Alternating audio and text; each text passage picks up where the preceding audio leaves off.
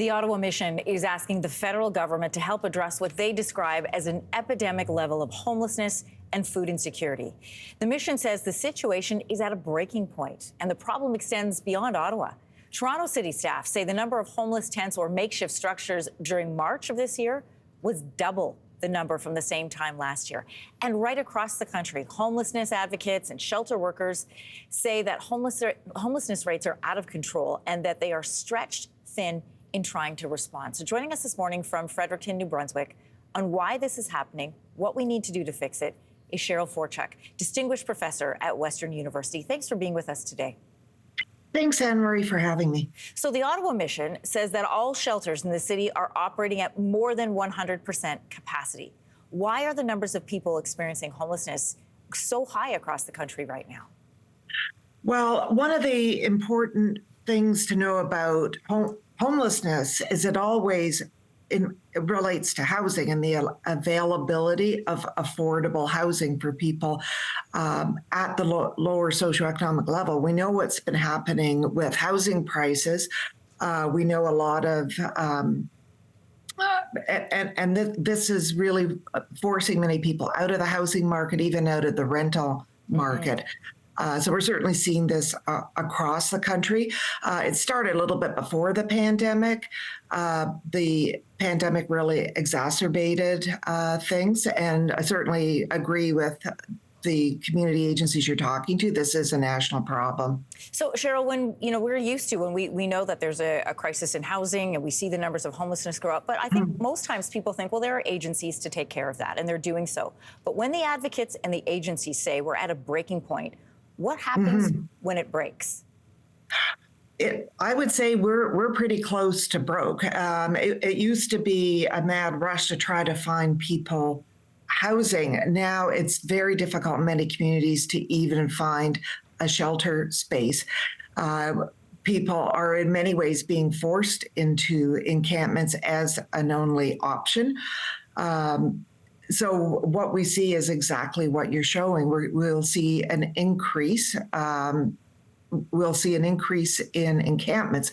We'll also see an increase in deaths among people experiencing homelessness because of being in very unsafe situations. The calls have been going out for a year, and as we pointed out, in some places, encampments and homelessness rates have doubled. So is there any progress being made by governments to respond to these rates? Well, we're hoping that with the federal government talking about housing and homelessness, that this will give some relief. But really, we need to see an investment in public housing. Canada, really, when you look at the public housing, when you look at the homelessness at the G7, I was at a conference and mentioning, like, we're at the bottom. We're the only industrialized nation in the world that does not have responsibility for housing at the federal level, and that was downloaded to the provinces back in the early 1990s. And starting at that point, the investment in public housing went down, and Canada was never that high. So sometimes it may look like an overnight crisis, but it's actually been a crisis a few decades in the making, and it is now at the breaking point. Cheryl, what does it say to you that this isn't just a big city problem? Statistics are showing that homelessness is increasingly rising in rural areas as well. According to an analysis of 55 rural communities between 2018 and 2021, many rural communities had homelessness rates of higher than 0.6% of the population. So what does that tell you that we're seeing it in small centers?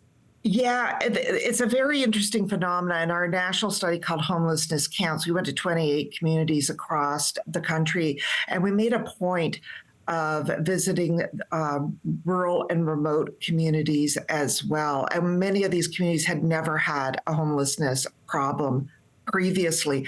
One of the biggest problems with having these issues in our rural communities is they're not counted in the current method that the federal government uses to count homelessness, because that system really counts on people touching the homeless sector. And these communities have no homeless sector because it's very urban centric. Those numbers don't get counted in. And then it's hard for them to have data to prove that they need homeless services.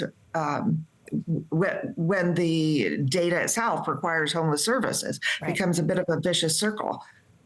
Cheryl, it's good to take a closer look at this and the alarming numbers. Thanks for coming on this morning. Thank you for having me.